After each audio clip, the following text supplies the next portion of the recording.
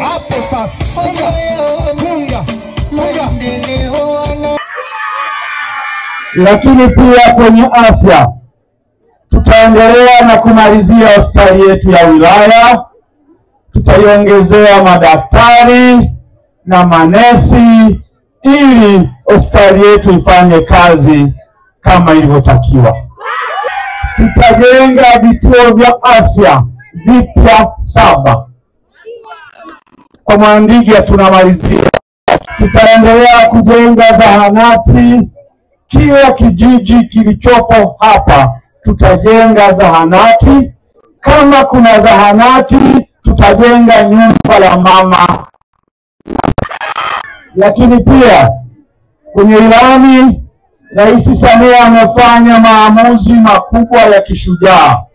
Kuanzia mwezi wa kwanza mwaka kesho, kila Mtanzania atakuwa na bima ya afya.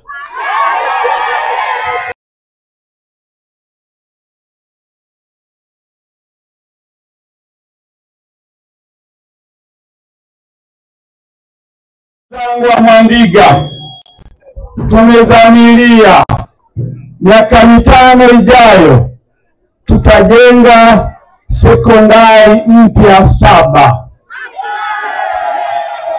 na sekondari moja itajengwa Mwandiga. Tutajenga madarasa mapya ya shule za msingi. Tutafanya marekebisho ama matengenezo ya shule kongwe za sekondari na za msingi.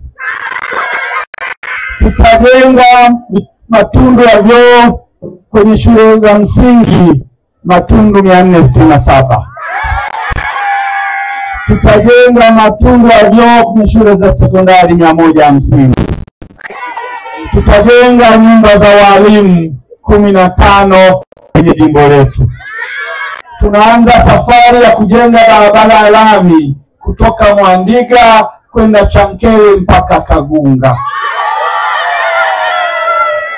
Tutajenga barabara ya kutoka Kagongo kwenda Kiganza na kutoka Kiganza kwenda Mahembe. Pale tunahitaji kujenga vitu viwili, ni madaraja upande wa baada ya Kiganza na kama unaelekea Kagongo.